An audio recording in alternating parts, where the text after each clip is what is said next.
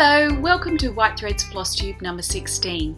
My name's Yvette Stanton. I'm the author of quite a few books. The one I'm going to be talking about today is Sardinian Knotted Embroidery White Work from Teulada.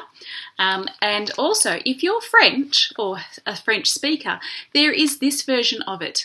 I'm not going to pronounce that. I have no idea how to say this bit along the bottom, but that is the same book translated into French. So if that's useful to you or you know someone that would be useful for, please let them know.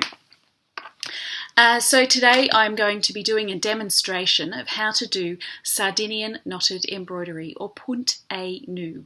So I'm going to show the Sardinian knot stitch. A lot of you have been asking for it and I've been saying no, I'm not ready yet, my videoing skills aren't good enough. Well, hopefully they are now, and hopefully you are able to see it well and understand what's happening.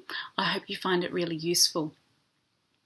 The first thing that I need to go to today is the fact that I have run out of embroidered things to wear until we get back to summer. So the next best thing that I could think of was that I am wearing a knitted jumper that I made some years ago. It's a Debbie Bliss pattern and I love wearing it. So that's as close as I could get for embroidered things to wear today. It's not embroidered, but it is handmade because it's knitted.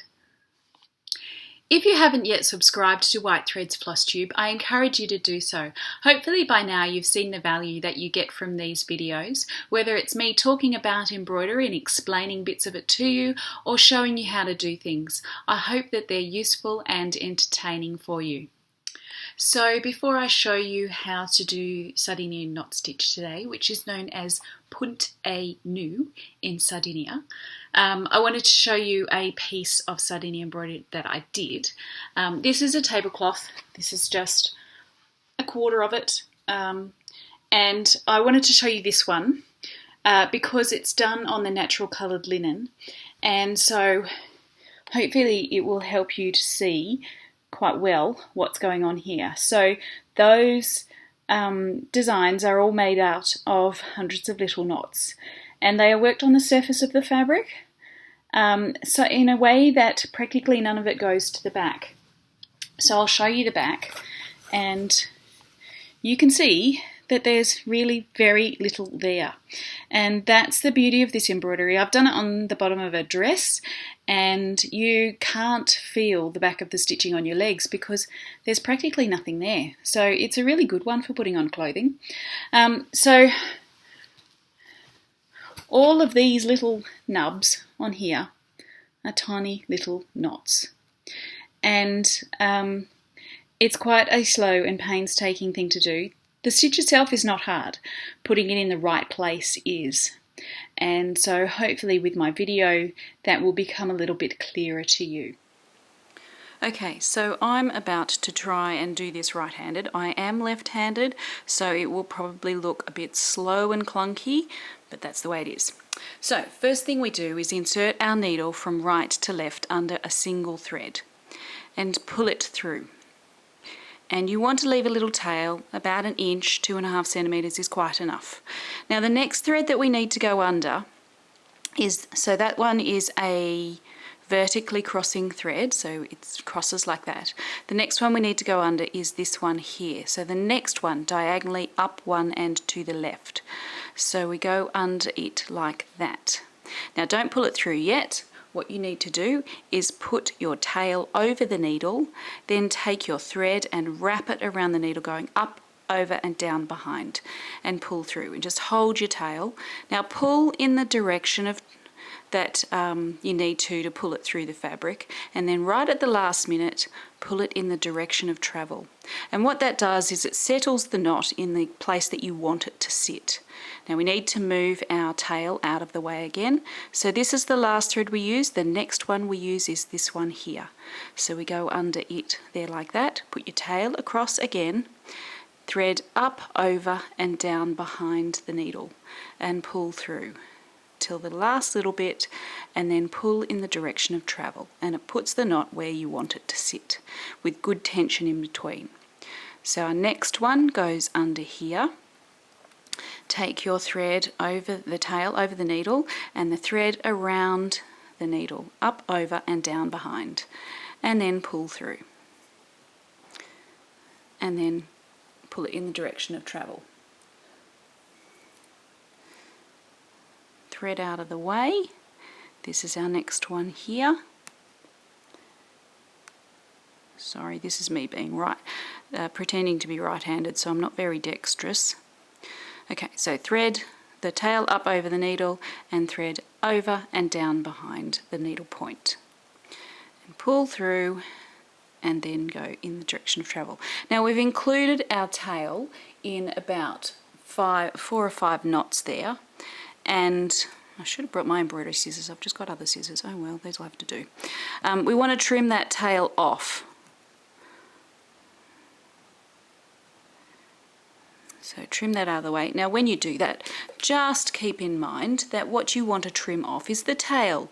Don't trim off your working thread, and the only reason why I say that is because I've made that mistake, as many other people probably have too. Okay, so we're going to say that that's the top of our diamond now. So the next one we need to do, so it was that thread that we were under there, this is the next thread we need to go under here.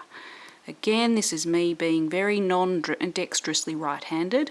So insert the needle. Now because we're heading down, we wrap down over the needle and up behind.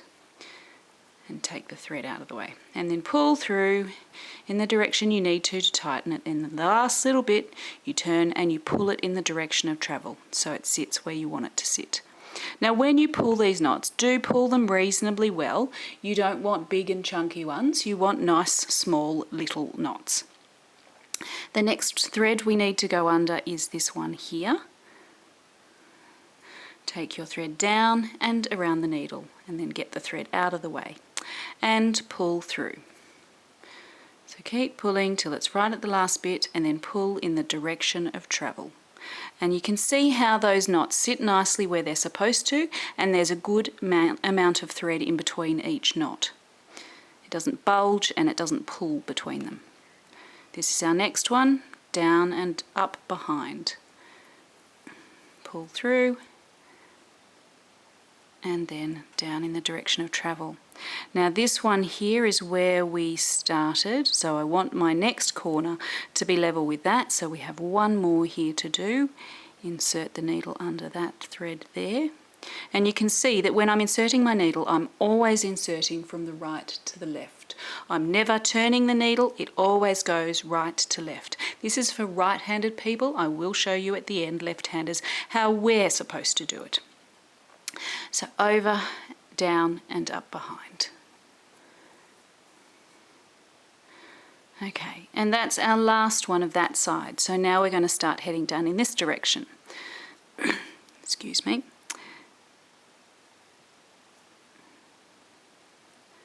Okay, so that's the next one. So where we were before was this one here, so we're traveling down in this direction. So we go down one thread and across one thread, and we are still traveling down, so we're still wrapping down and up behind the needle.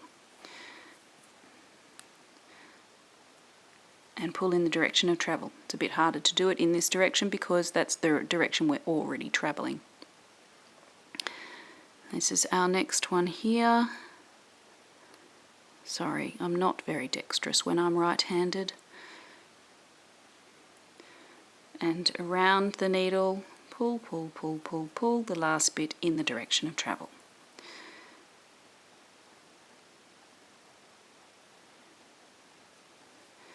Down and around.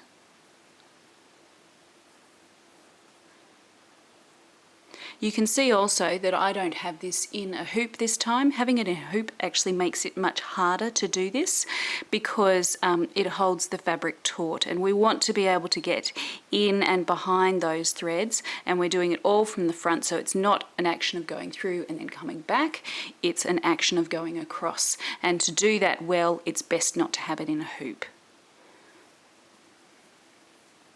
Okay, so this is our last one on this side, so we've now got a total of 5 knots down here. Now when we did this, we started off with a loop for the first stitch. We did not do a knot, but we're counting it as a knot, and then we did 1, 2, 3, 4. But it's a total, if you include the one where there's not a knot at the beginning, of 5 along each side. We've got 5 along here as well, and 5 down here. Our next thread that we need to go under is this one here. So we go under that. Now we're moving up this time, so we go up over the needle and down behind. Pull in the direction that you need to, and then in the direction of travel, just to get it to sit in the right place.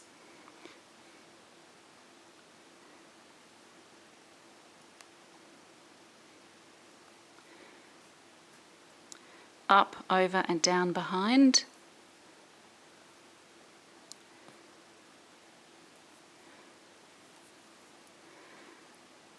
And the last one, except for the joining one. So insert the needle around and then tighten that knot. Okay, so now we need to join the beginning to the end. So what we want to do is we want to go under that thread, which is the same one we went through in the first place, but we also want to go through that loop. This is not easy to do, and I'll probably make a big hash of it doing it on camera, but that is what I am aiming for. Yes, being right-handed, pretending to be right-handed is not my friend at this point. I'm going to stop the camera, put it in, and then put it back down so you can see it. But the idea is I actually find it somewhat easier. So I think I go under the thread and then through the loop, or you can try going through the loop and then under the thread, and there will be a bit of needle manipulation to get it through. So I'm going to do it off camera because I'm not actually right-handed, and I'll come back. Okay, so I've inserted it, and you can see that it goes both under the thread and through the loop. So next what I do is I take the thread around the needle. We are still heading up, so we go up over the needle and down behind and pull through, and that is the last thing we do. And we can take that thread through to the back now, and that is complete. And so that is how you do Sardinian knotted embroidery, Punt a nous. Okay, so for left-handers, I need to show you the difference between what you will do and what right-handers do. Right-handers insert their needle in that direction. They insert their needle under the vertically crossing thread, so they go under this one here. Left-handers, we insert our needle that way. So instead of going under the vertically crossing thread, we go under the horizontally crossing thread, so that one there. So to do that, we will insert the needle like that. And then it's probably easier if we move down to start this. So the next one we will go under is this one here. Our thread lays across the needle like that. We are traveling right this time, so we wrap our needle over the front of the needle to the right and behind the needle to the left and pull that through. So we do it like that. Then the next one we would go under would be that one there. Around the needle, we're still traveling right, so we go right over the needle and to the left behind and pull through. Okay, so that's the basic of what we're doing as left-handers. If we are heading left, so I'm going to go down here, and this time as we're heading left, we wrap over the front of the needle towards the left and then wrap it to the right behind the needle. So I'll do that again. Insert your needle under the thread, the horizontally crossing one. We are traveling to the left, so we go to the left over the needle and around. So they are the main differences. Everything else you do the same as right-handers. You are just turned. So they are that way, we turn our stuff 90 degrees, and that's how we get to what we're working. So I hope that's clear for you left-handers. You are, of course, the most important stitches. Me being a left-hander, I understand. Of course, there's heaps more about Sardinian embroidery that I wasn't able to include in today's video. I just wanted to give you the basics of how to work the mechanics of the stitch. You can learn more from my book, Sardinian Knotted Embroidery, White Work from Teulada. Thanks so much for joining me today. If you haven't yet subscribed, please do, and I look forward to seeing you next time.